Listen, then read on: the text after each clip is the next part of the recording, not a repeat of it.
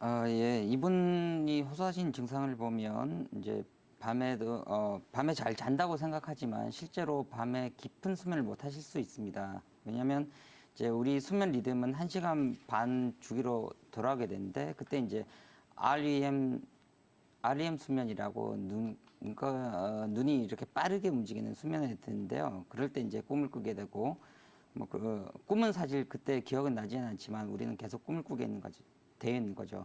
근데 그런 시점에 화장실에 들락날락 하게 되시면 사실은 이제 본인은 그전부터 이런 증상이 사실 있으셨다고 볼 수도 있거든요. 나는 항상 그런 수면 리듬을 갖고 있기 때문에 나는 잘 잔다. 그냥 뭐 소변 보러 일어나는 것일 뿐이다라고 생각을 하실 수가 있습니다. 근데 앞에도 다 말씀하셨지만 이런 과민성 방광이든 어떤 것이든 간에 제일 중요한 것은 이분의 호소로 봤을 때 이제 신장의 기운이 허해서 나타나는 증상이라고 볼 수 있거든요. 그래서 신장의 기능이 저하됐을 때 남성들은 뭐 성기능이 저하된다든지 유정 백탁이 생긴다든지 저기 보이시는 여러 가지 증상들이 올 수 있고요. 여성 같은 경우에는 뭐 신체적인 증상이나 뭐 이명 이롱 이런 것들은 다 같지만 이제 백대화가 생긴다든지 뭐 이런 부분들의 성적인 것들로 이제 차이를 보일 수 있습니다. 그래서 정확하게 진단을 받으시고 저희 같은 경우에는 이렇게 이제 신장의 기운을 돋구어주는 그런 침 치료라든지 뭐 한약 치료 금방 이렇게 확 기운을 올려주기 위해서는 때로는 이제 공진단이라든지 이런 처방을 하기도 하는데요. 정확하게 진단 받으시고 하시는 것이 중요할 것으로 봅니다.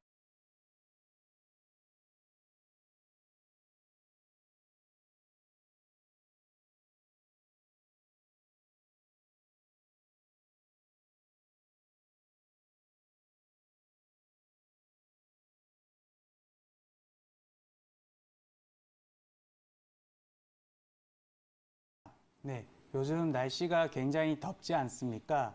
무더운 열대야가 지속이 되면서 야간에 숙면을 취하지 못해서 그 다음날 의욕이 없다든지 괜시리 짜증이 난다든지 이런 환경들이 계속 지속이 되고 있는데요. 지금 의뢰를 해주신 환자분의 경우에는 사실 야간요 증상을 가지고 계신 환자분입니다. 이런 야간요 증상을 가지고 계신 환자분들 같은 경우에는 매일매일 숙면을 취하지 못하고 하루에 최소 한두 번 이상은 꼭 일어나셔야 되기 때문에 저희 일반인들이 매일 열대야 때문에 숙면을 취하지 못하는 것처럼 매일매일이 힘들고 만성 피로에 시달릴 수밖에 없는 환경인데요. 그렇기 때문에 이런 우리 야간요로 고생하시는 분들은 이후에 짜증이 굉장히 쉽게 날 수 있고 그리고 심하게 되면 우울증으로 빠지는 경우도 많다고 보고가 되고 있습니다. 그렇기 때문에 초기에 적절한 치료가 굉장히 중요하다고 할 수 있는데요. 이제 야간요의 유병률과 그래프를 통해서 조금 더 설명을 드리도록 하겠습니다. 야간요 그래프를 한번 보도록 하겠습니다. 야간요 유병률 그래프를 한번 살펴보시면 연령대별로 유병률이 굉장히 높아져 가는 것을 확인할 수 있습니다. 아무래도 나이가 들어감에 따라서 방광 기능은 약해질 수밖에 없고요. 그럼에 따라서 점차 야간요가 증가하는 추세를 볼 수가 있습니다. 두 번째 영상을 한번 더 보도록 하겠습니다. 아까 야간요는 기본적으로 잠을 깊이 주무실 수 없기 때문에 짜증이 쉽게 나고 심하면 우울증에 빠지기 쉽다고 말씀을 드렸는데요. 지금 그래프에서 보는 것처럼 아무래도 야간요 증상이 있는 분과 정상인을 비교를 하면 우울증에 빠진 확률이 2배 이상으로 나타나고 있습니다. 그런데 이런 비율은 젊은 환자에게 있어서 더욱더 많이 높아져서 나타날 수밖에 없는데요. 바로 이유인즉슨 젊은 분들은 그 다음날 직장 생활을 해야 되기 때문에 전날 충분히 자지 못하고 낮에 생활을 해야 되고 그리고 점심 식사를 이후에는 계속 졸음이 쏟아지고 이런 환경들이 반복되면서 악순환을 거치다 보니까 이런 야간요로 인해서 젊은 남성이나 여성들의 경우에는 더욱더 우울증에 빠지기 쉬운 환경이라고 할 수 있습니다.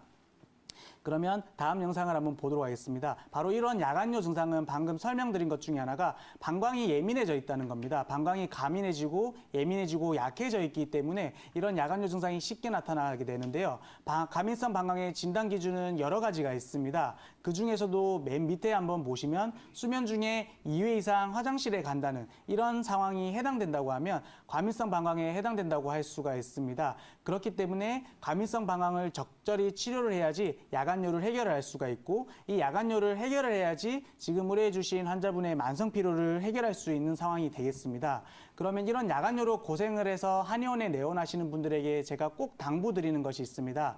바로 수분 섭취에 관한 것인데요. 수분 섭취는 저녁 식사 식사 이후에는 절대 금해 주셔야 됩니다. 그렇지만 총 수분 섭취 자체는 줄일 수가 없기 때문에 되도록이면 오전에 많이 드시고요. 그리고 두 번째로 하나 꼭 권해드리고 싶은 것은 바로 실내 습도가 너무 낮지 않은지 한번 확인해 볼 필요가 있습니다. 실내 습도가 낮게 되면 저녁에 자다가 자꾸 물을 마시게 되는데요. 사실 우리 몸에서 수분이 부족한 게 아니고 구강과 입안 자체가 마르게 되면서 순간적으로 내 몸에 물이 필요하다고 착각을 일으키면서 물을 마시게 되는 경우가 많기 때문에 실내 습도를 잘 조절을 해서 밤에 야간에 수분을 섭취하는 습관은 꼭 끊으시길 바라겠습니다.